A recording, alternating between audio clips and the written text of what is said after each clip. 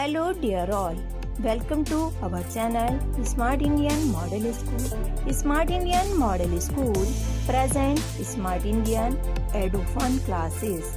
EduFun online classes includes course studies of playgroup to class 12, emotional and communication skills, happiness classes and DIY activities.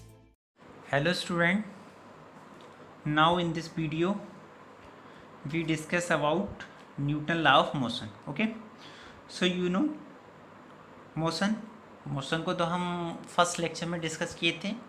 क्या होता है अगर कोई भी body अपनी पोजीशन में चेंज करती है, so change in position is called motion. Okay, so किसी भी बॉडी के मोशन को डिस्क्राइब करने के लिए न्यूटन्स ने क्या किए थे, 3 लॉज दिए थे.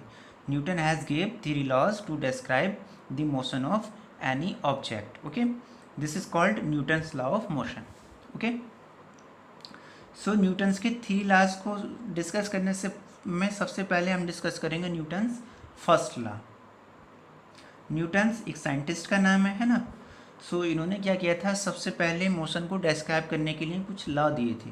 कितने दिए थे? 3 लॉ दिए थे. सो उनमें सबसे पहले हम न्यूटन फर्स्ट लॉ को डिस्कस करेंगे. कोई मुश्किल लॉ नहीं है, कोई भी मुश्किल लॉ नहीं है. आप इसको बहुत बार डेली लाइफ में यूज़ कियोगे. आप सोचोगे अरे यार ये बताया न्यूटन साहब ने, कुछ भी नहीं है, इसको तो दुनिया जानती है. इसको दुनिया जानती है. नियम क्या है इनका? फर्स्ट लॉ क्या है? कह रहे हैं according to first law of Newton, first law of motion, कह रहे हैं a body at rest will remain at rest. यानी अगर कोई बॉडी रेस्ट में है सो रेस्ट में बनी रहेगी. And a body in motion will continue in motion. और अगर कोई बॉडी मोशन में है सो वो कंटिन्यू मोशन में बनी रहेगी unless it is compelled bye an external force. कब तक मोशन में है तो मोशन में बनी रहेगी, रेस्ट में है सो रेस्ट में बनी रहेगी. कब तक? जब तक कि उसको हम बाहर से कोई एक्सटर्नल फोर्स अप्लाई नहीं कर देते. सिंपल है. ये बॉडी में मेरा पेन पड़ा हुआ है, सॉरी ये मेरा पेन एक जगह रुका हुआ है, यहाँ तो अभी ढलान की वजह से स्लिप हो रहा है. सो ये यहीं पड़ा रहेगा. शाम को आके देखूँ, सुबह में आके देखूँ, कल तक आके देखूँ, अगर मैं इसको फोर्स लगा जब तक, कब तक ये यहाँ पड़ा रहेगा?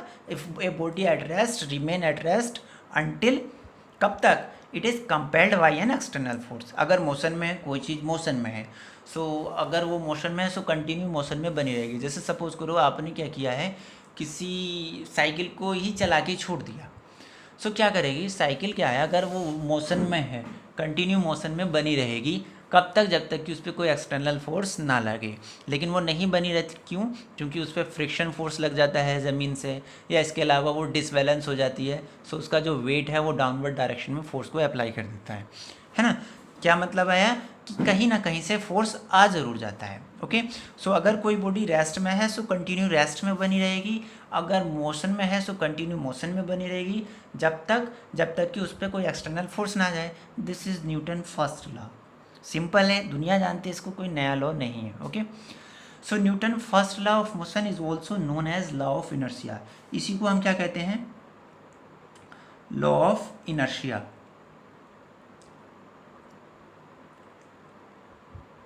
सो लॉ ऑफ इनर्शिया क्या है? अब इनर्शिया को समझ लेते हैं. इनर्शिया क्या है? कोई भी बॉडी को इनर्शिया किस चीज़ को कहते हैं? सो किस इनर्शिया क्या है? किसी भी बॉडी की प्रॉपर्टी है. ओके, किसी भी बॉडी की प्रॉपर्टी है जिससे क्या होता है, वो अपनी स्टेट में होने वाले चेंज को क्या करता है, अपोज करता है. ओके, जैसे सपोज कीजिए ये पेन है मेरा, सो अभी ये रेस्ट में है. सो ये क्या चाहेगा पेन की रेस्ट में ही बना रहे. आप कोई भी पर्सन बॉडी जिस कंडीशन में होती है वो चाहती है कि उसी कंडीशन में बनी रहे. ओके, सो ये क्या करे, अगर मैं इस पर फोर्स लगाऊंगा तो ऐसा थोड़ी ना है फोर्स लगाते ही ये मूव हो जाएगा. अगर सपोज कीजिए मेरे पास ये 10 kg का कोई ब्लॉक है, सो ऐसा थोड़ी ना मैंने उसको थोड़ा सा पुश करूंगा और ये पुश हो जाएगा. नहीं होगा. क्यों? क्योंकि ये इसका पुश होने का अपोज कर रहा है. रेस्ट में है, ये चाहेगा रेस्ट में ही बना रहा हूँ, तो ये क्या कर रहा है, अपोज कर रहा है. सो कोई भी बॉडी क्या करती है, इसकी स्टेट में चेंज हो रहा है, रेस्ट स्टेट में है, मोशन में ला रहा हूँ मैं इसको. सो कोई भी बॉडी अगर मोशन में होगी तो भी मुझे क्या करना पड़ेगा, अगर सपोज करिए ये बॉडी मोशन में है सब मुझको इसको रोकने के लिए क्या करना पड़ेगा, फोर्स अप्लाई करना पड़ेगा. सो ये भी क्या करेगी, टक्कर करेगी, मुझको हिट करेगी. क्यों? क्योंकि ये नहीं चाहती ये मोशन में है, सो ये कंटिन्यू मोशन में बनी रहेगी. ओके, सो ये जो प्रॉपर्टी है क्या, किसी बॉडी की जो वो चाह रही है कि अगर रेस्ट में है तो रेस्ट में बनी रहे, मोशन में है तो मोशन में बने रहे, this is called inertia. Okay, so inertia को कैसे डिफाइन करेंगे? Inertia is that property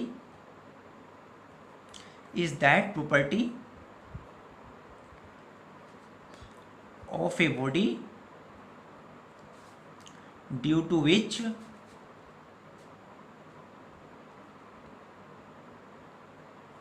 it oppose, ये क्या करती है?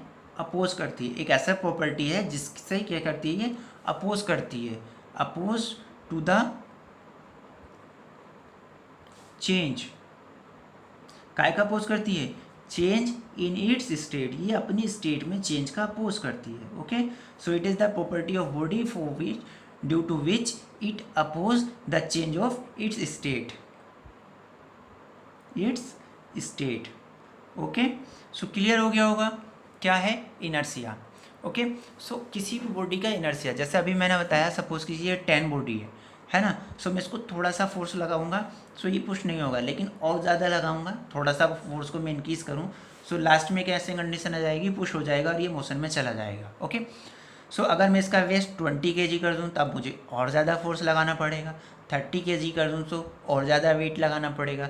सो किसी भी बॉडी की जो इनर्शिया है दैट इज़ डिपेंड करता है उसके मास पर। Okay, so mass is the measure of inertia of a body, यानी अगर किसी बॉडी के इनर्शिया को हमें मेज़र करना है सो उसके मास से हम उसको मेज़र कर सकते हैं। Heavier object have more inertia than lighter object, जिसका मास ज़्यादा है सो उसका इनर्शिया उतना ही ज़्यादा होगा। क्लियर? ओके। यदि आपको हमारा वीडियो अच्छा लगा हो तो आगे की वीडियो की नोटिफिकेशन प्राप्त करने के लिए कृपया बेल बटन दबाएं और चैनल सब्सक्राइब करना ना भूलें। Please subscribe our channel of Edufun classes. Thank you for watching.